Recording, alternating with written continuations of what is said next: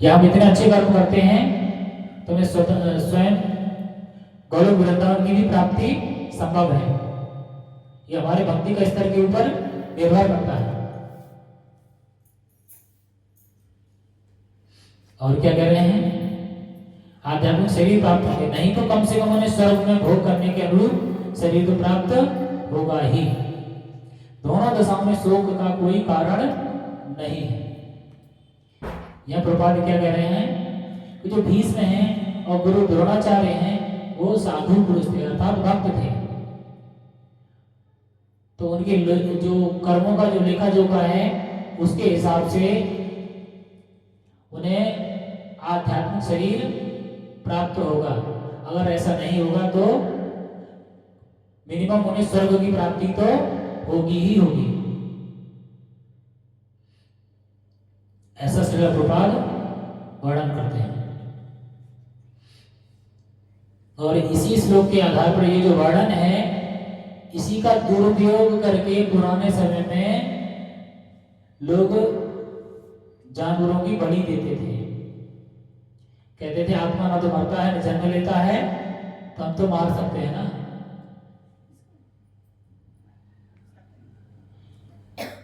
इन्हीं श्लोकों का अपने हिसाब से इंटरप्रिटेशन करके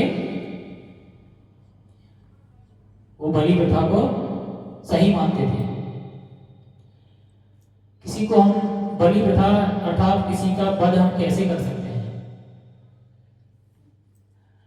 अगर हमारे अंदर इतना पुण्य है कि हम उसकी मुक्ति करने में सक्षम हैं तभी हम उसके शरीर को नष्ट करें।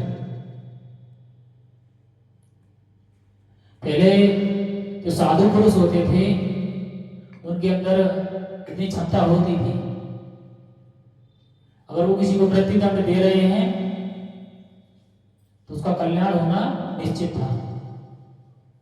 लेकिन अब हम क्या हैं, भगवान का नाम तो लेते नहीं, बस लिया छुरी और गर्दन पर घुमा दिया, कह दिया लो काली माई भवानी माई तुम्हारे नाम की बलि चढ़ा रहा है। वो क्या मांगने आई थी कि मुझे बलि दे दो? वही बकरा खाना उसने कहा था कि आप उससे अरे तुम्हें खाना था इसलिए तुमने ले जाकर वहां उसको भवानी माई सामने काट दिया।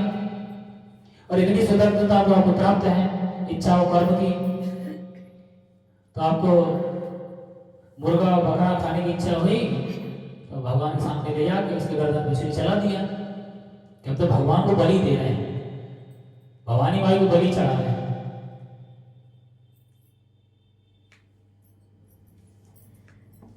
आदि आदि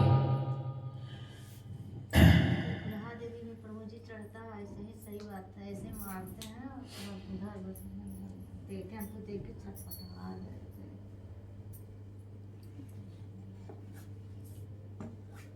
किसी के सपने में आई हो भवानी माई कहने के लिए कि मुझे बकरा चाहिए, ऐसे व्यक्ति को देखे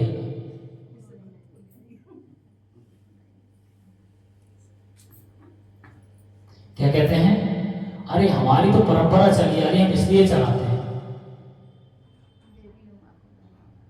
अरे परंपरा नहीं है, तो तुम्हारी जीव के कारण परंपरा शुरू हुई और कुछ नहीं।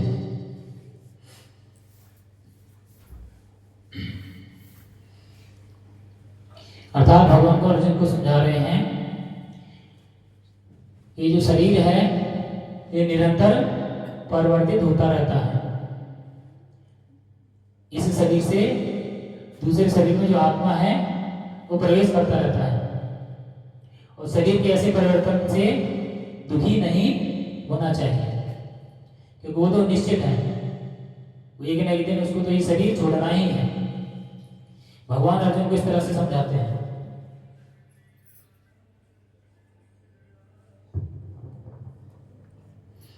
आगे भगवान श्रील प्रभुपाद समझा रहे हैं कि जिस मनुष्य को व्यष्टि आत्मा परमात्मा भौतिक और आध्यात्मिक प्रकृति का पूर्ण ज्ञान होता है वह धीर कहलाता है।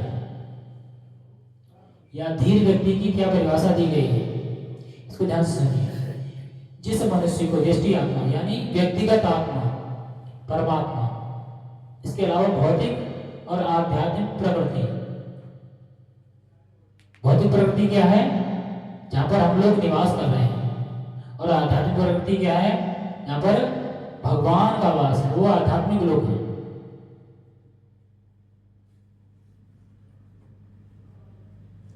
वो धीर व्यक्ति कहलाता है। और ऐसा मनुष्य कभी भी शरीर परिवर्तन द्वारा ठगा नहीं जाता है।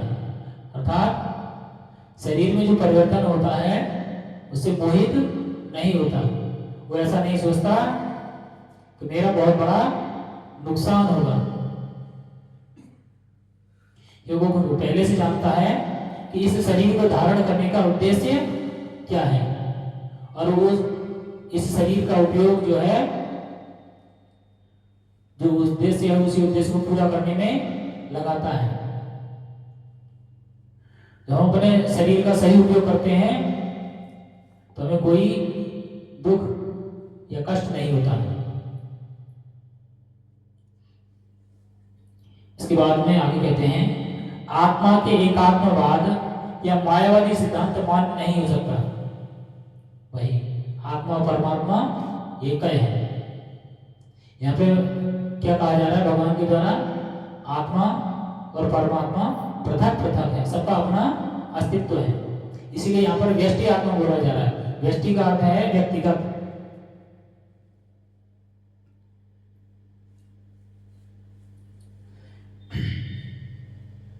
आगे कह रहे हैं, क्योंकि आत्मा के इस प्रकार विखंडन से परमेश्वर विखंडनीय या परिवर्तनशील हो जाएगा, जो कि परमात्मा के अपरिवर्तनीय होने के सिद्धांत का विरुद्ध होगा। क्या कह रहे हैं कि आत्मा इस प्रकार विखंडन होने से आत्मा क्या होता है? उनके अनुसार कि आत्मा